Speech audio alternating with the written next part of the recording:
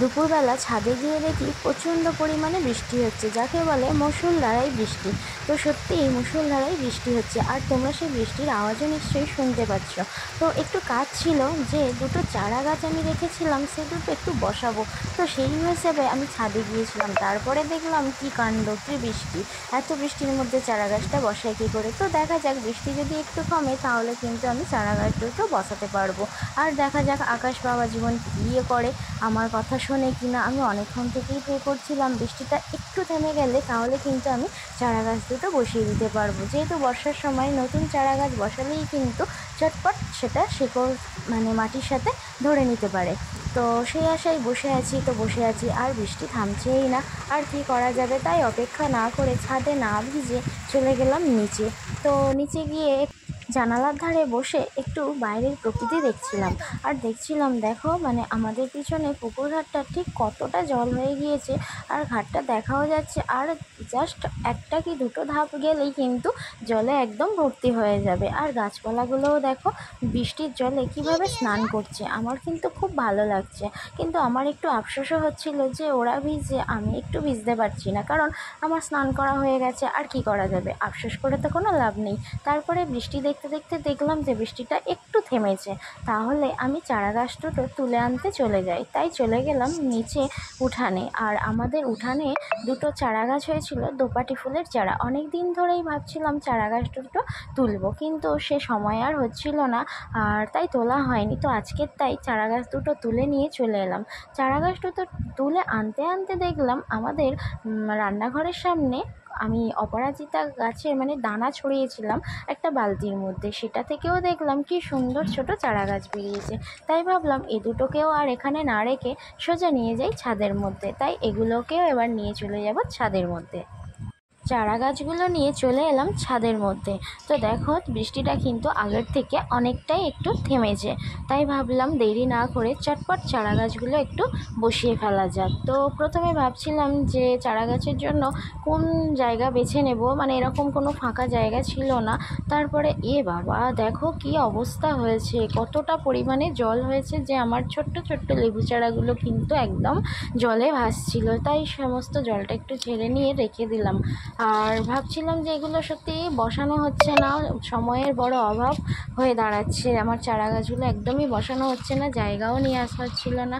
এই একটা প্যাকেট পেলাম, কিন্তু প্যাকেটটা এতটাই ছোট যে এর মধ্যে বসানো যাবে না। তো তারপর এদিক ওদিক খোঁজাখুঁজি করতে করতে এই যে এটা পেয়ে গেলাম। আর এই যে দেখো আমার অনেক কাজ বাকি পড়ে আছে, এই ড্রাগন ফলের গাছটাও কিন্তু বসানো হচ্ছে না, অনেক দিন ধরেই বসাবো আজ এক সপ্তাহ হয়ে গেল এটাকে কিনে নিয়ে আসা হয়েছে, বাট কিন্তু বসানো হচ্ছে না, তাই এটা বেশি বাড়ছেও না। তো যাই হোক, এই জায়গাটার মধ্যে কিন্তু আমি অপরাজিতা গাছগুলো এবারে বসিয়ে ফেলবো। আর যেহেতু দুটো তিনটে অপরাজিতা ফুলের গাছ আমি ওটা একসাথেই বসিয়ে দেব, কারণ কোনটা হবে আর না হবে বলা তো বাড়ি মুশকিল, জানি না। এত বৃষ্টি হচ্ছে যে প্রচণ্ড টবগুলোতে জল জমে যাচ্ছে, এই রকম প্রত্যেকটা টবে জল জমে যাচ্ছে। প্রায় সময় সময় এসে কিন্তু আমি জলগুলো একটু ফেলে দিয়ে যাচ্ছি। তো যাই হোক, আমার একটু কষ্টটা কমই হলো, কারণ মাটিটা বেশি খোঁড়াখুড়ি করতে হলো না। মাটিটা বৃষ্টির কারণে অনেকটাই নরম হয়েছিল, তাই হাত দিয়েই একটু গর্ত করে অপরাজিতা ফুলের গাছগুলোকে কিন্তু আমি বসিয়ে ফেললাম। এবার এটাকে এরকম সাইড করে একটু সিঁড়ির তলায় রেখে দিলাম, এখান দিয়ে একটা সিঁড়ি আছে তার তলার মধ্যেই রেখে দিলাম, কারণ সবে সবে বসিয়েছি, আবারও যদি বৃষ্টি হয় তাহলে কিন্তু ওই টবের মধ্যে জল জমে গাছটা নষ্ট হয়ে যেতে পারে। তো চলো এবার কিন্তু এই গাছগুলোকে দোপাটি ফুলের যে চারা দুটো নিয়ে এসেছিলাম এই দুটোকে বসাবো। প্যাকেটটার মধ্যে চেষ্টা করছিলাম, বাট অতিরিক্ত ছোট হওয়ায় প্যাকেটটার মধ্যে কিন্তু হচ্ছে না, তাই প্যাকেটটাকে এবারে বাদ দিয়ে দিলাম, প্যাকেটটা হবে না। তো দেখা যাক আর এখানে কোনো টব আছে কিনা একটু খুঁজে দেখি। তো যাই হোক, দেখো আমার গাছটা কিন্তু বসানো হয়ে গিয়েছে, উপর দিয়ে একটু ঝুড়ো মাটি দিয়ে দিলাম, কারণ যেহেতু তলার মাটিটা অনেকটাই ভিজে ছিল, এই ঝুড়ো মাটি দিলে যে ভিজে ভাবটা আছে শুকনো মাটিটা কিন্তু অনেকটাই জলটা টেনে নেবে। এই রকমভাবে উপর দিয়ে একটু ঝুড়ো মাটি আমি দিয়ে দিলাম, দিয়ে কিন্তু আমার এই গাছটা বসানো হয়ে গিয়েছে।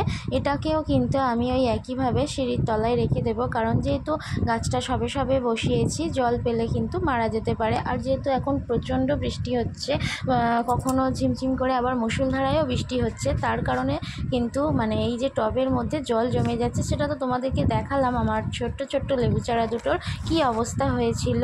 জাস্ট আমি একটু যত্ন নিতে পারিনি বা মানে আমার মানে খেয়াল করিনি বলতে পারো।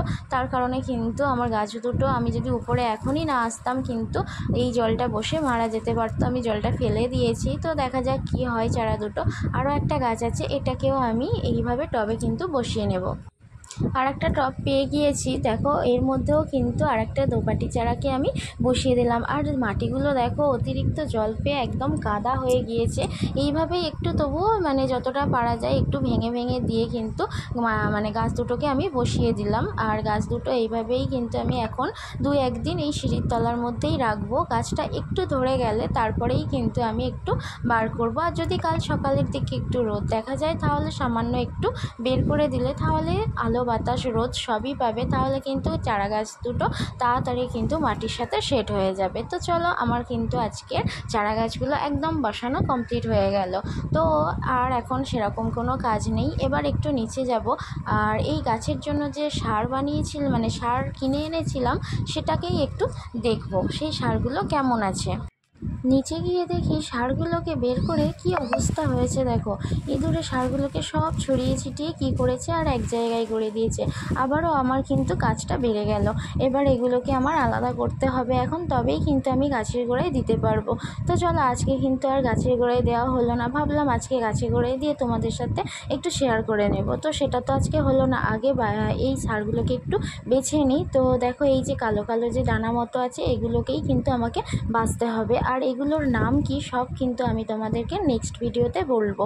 তো আগে আমি সারগুলোকে একটু বেছে নিই। তো আগে সারগুলো বাছার পরে তারপরে তোমাদেরকে নামগুলো বলবো, আর কখন সারগুলো দিলাম আর কোন সময় দেব সবই কিন্তু তোমাদের সাথে শেয়ার করছি। তো আজকের ভিডিওটি এইটুকু, ভালো লাগলে অবশ্যই একটা লাইক করে দিও। আর নেক্সট ভিডিওতে তোমাদেরকে আমি দেখাবো এই সারগুলো কখন মানে কিভাবে দিচ্ছি, আর সারগুলোর নাম কি সবই কিন্তু তোমাদেরকে বলবো। তোমরাও কিন্তু এইভাবে গাছের গোড়ায় কিন্তু সারগুলো দিতে পারবে, ইউজ করতে পারবে। তো আজকের জন্য এইটুকুই, দেখা হচ্ছে নেক্সট ভিডিওতে। টাটা।